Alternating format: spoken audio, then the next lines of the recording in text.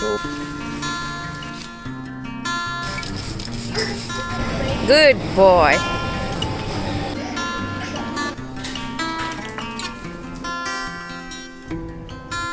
আসসালামু আলাইকুম, আশা করছি সবাই ভালো আছেন। যারা আমার ভিডিওগুলো নিয়মিত দেখছেন এবং চ্যানেল সাবস্ক্রাইব করেছেন তাদেরকে অসংখ্য ধন্যবাদ। যারা এখনও চ্যানেল সাবস্ক্রাইব করেননি অবশ্যই করে ফেলবেন। ঘরে চাল না থাকলে এই ধরনের খাবারই আমি সাধারণত বানিয়ে থাকি। আমরা একটু বাজারে চলে আসছি দাওয়াতের জন্য, অনেক কিছু কেনাকাটা দরকার ছিল। তো শনিবারে দাওয়াত, শুক্রবারে এসে এত কিছু নিতে পারবো না, এই জন্য আজকে কিছু নিয়ে গেলাম। স্পেশালি চালটা, চায়ের লিকার নিলাম, চা বানাবো ইনশাল্লাহ। তো এই তো, আর কেনাকাটা করে আজকে বাইরেই খাবো প্ল্যান করেছি ইনশাল্লাহ। আচ্ছা, ভারী জিনিসটি আগে দাও আর পাতলা জিনিস পিছনে।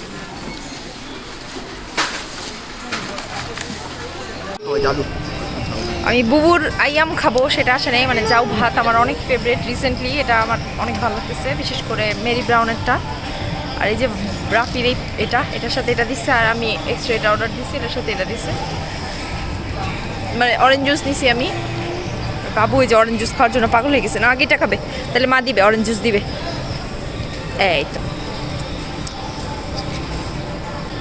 হয়ে গেছে, দিব আগেটা খাও। এই তো গুড বয়, মাশাআল্লাহ। এটা আমার বুবুর এই মাসে নাই, এটা ঝাল না আব্বা?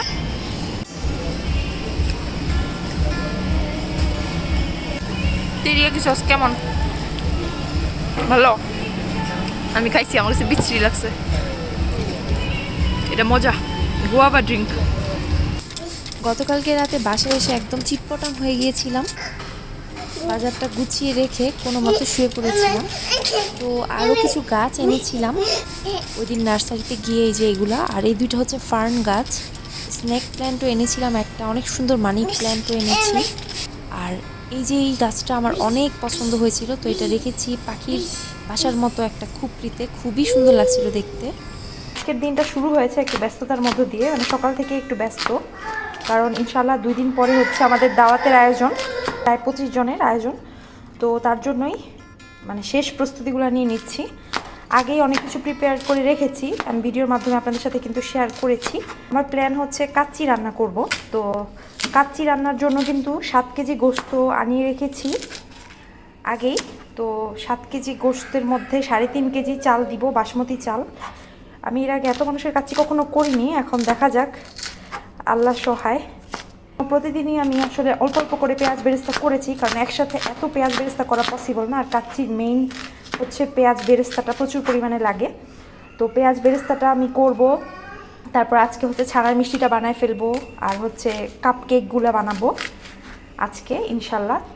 আর ঘর একদম পরিষ্কার করে ফেলেছি গতকালকে, যার কারণে আজকে একটু শরীর ব্যথা, কারণ আসলে একদিনে পুরো বাড়িঘর পরিষ্কার করাটা আমার জন্য একটু কষ্টেরই, কারণ 3টা ওয়াশরুম পরিষ্কার করা, পুরো ঘর হচ্ছে ঝাড়ু দেয়া, মপ করা, একটু কষ্ট হয়ে গিয়েছিল কালকে। তো যাই হোক, সব কিছু শেষ পর্যন্ত ঠিকঠাকভাবে হলেই হয়।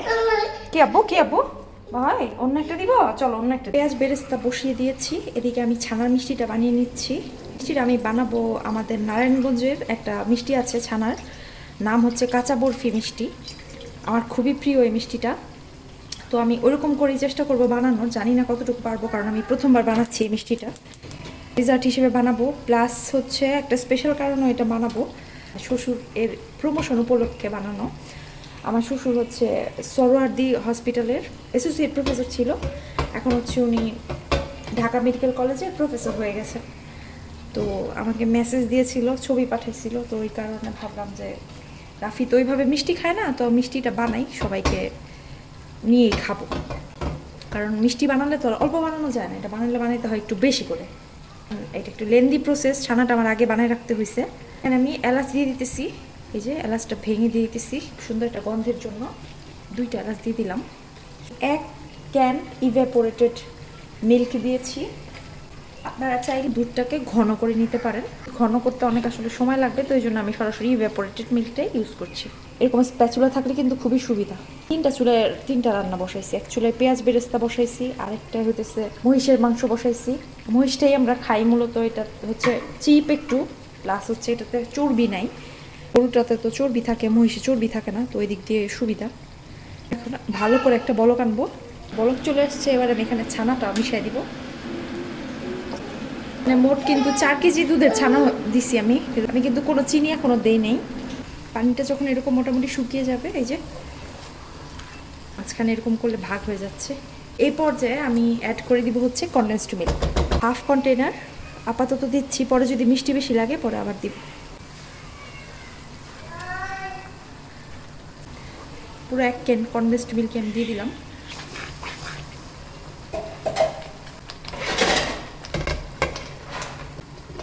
2 টেবিল চামচ কর্নফ্লাওয়ার নিচ্ছি, তো অল্প পরিমাণে পানি দিয়ে এটাকে গুলে নিচ্ছি। এটা হচ্ছে মিষ্টিটাকে বাইন্ড করার জন্য আমি এটা ইউজ করছি, কারণ এটা যদি না দিই তাহলে মিষ্টিটা ক্রাম্বল হয়ে একদম পড়ে যেতে পারে। এরকম একটা সুন্দর ব্রাউন কালার আসবে, হালকা ব্রাউন কালার। তো অনবরত নাড়বো। থিক ভাব, স্টিকিনেস চলে আসছে, এই যে একটু পরে কিন্তু এটা আরও শক্ত হয়ে যাবে। এটাকে একটা ট্রেতে ঢেলে ফেলবো। ট্রেতে আমি বেকিং পেপার বিছিয়ে নিয়েছি যাতে এটা উঠাতে আমার সুবিধা হয়।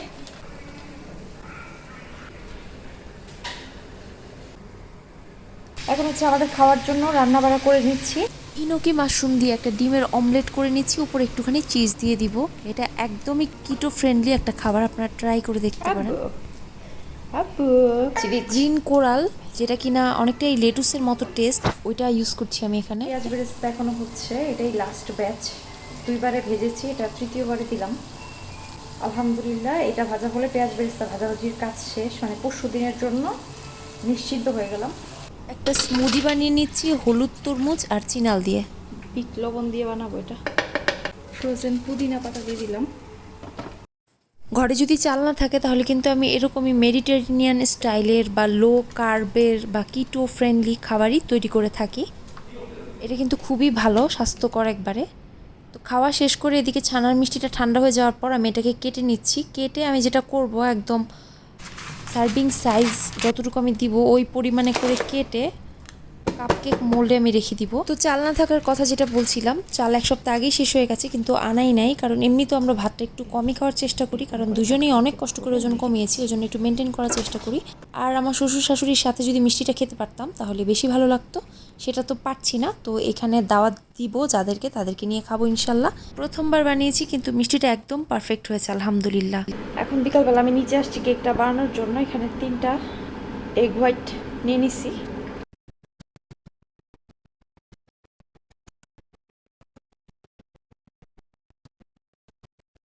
টমিয়াম ফ্লেভারটা ভালোই লাগে আমার কাছে।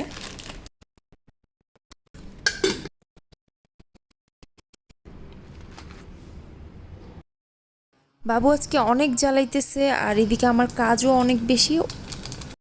আমি স্পঞ্জ কেক বানাবো একটা না, আসলে ছোট ছোট অনেকগুলো বানাবো, মানে একদম বাইট সাইজের ছোট করে। কফি এটা বসে এখন একটু আরাম করে খাবো, খেয়ে তারপর কেকটা বানাবো ইনশাল্লাহ। কয়েকদিন পর পরই রাফি বাবুকে নিয়ে পার্কে হাঁটতে গেছে, এই ফাঁকে আমি একটু আরাম করে নিতেছি, আর কাজগুলো ইনশাল্লাহ সেরে ফেলার চেষ্টা করব এর মধ্যেই। কেকের মধ্যে যেটা করার অনেক চেষ্টা করি, যেটা হবে মাঝে মধ্যে এত খেতে মন চায়, তখন কোনো চিনি টানা থাকবে না, তখন হইতেছে আইসিং সুগার করতে চাইছি না, কারণ আইসিং সুগারে কিন্তু আবার কর্নফ্লাওয়ার দেওয়া থাকে, তো ওই কারণে চিনিটাই সরাসরি গুঁড়ো করে নিতেছি।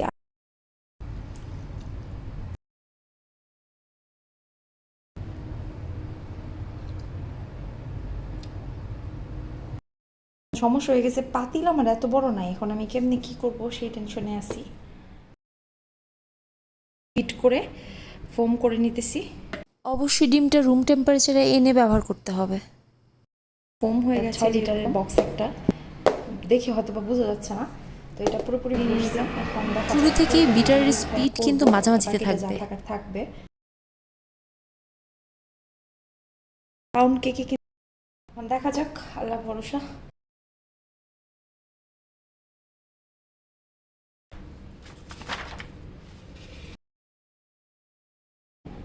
দিয়ে দিচ্ছি 1/3 কাপ চিনি।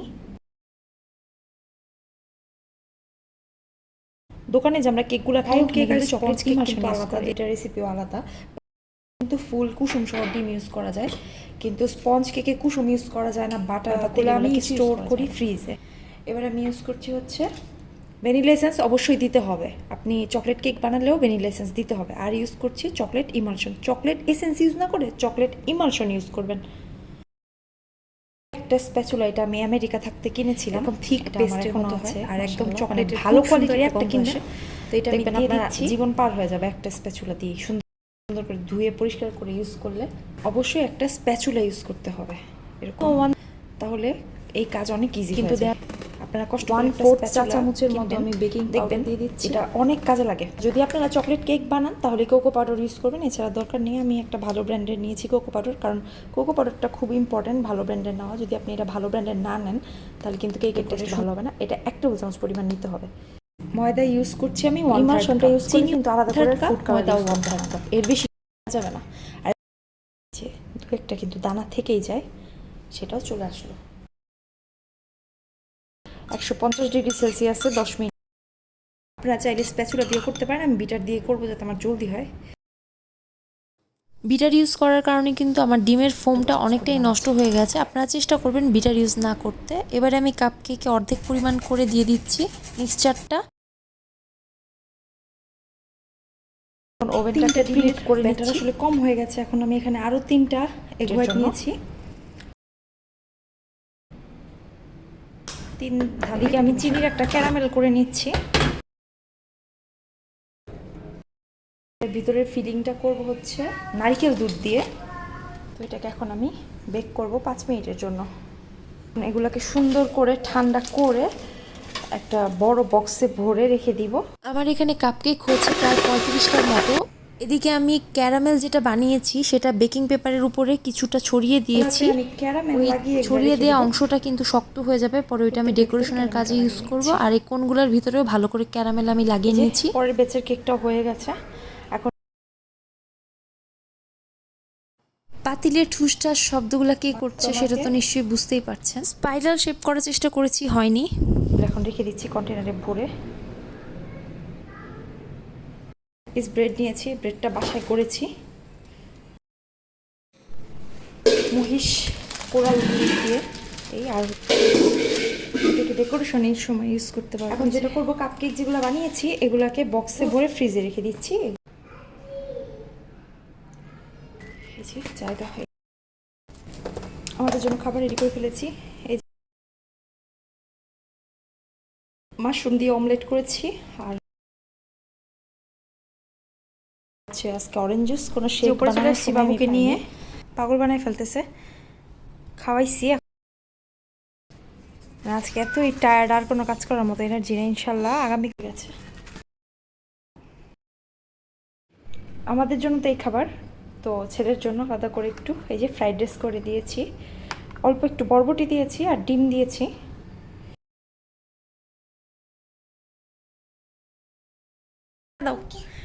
সালাম দিচ্ছি, ওরে আমার বাবা লক্ষ্মী ছেলে।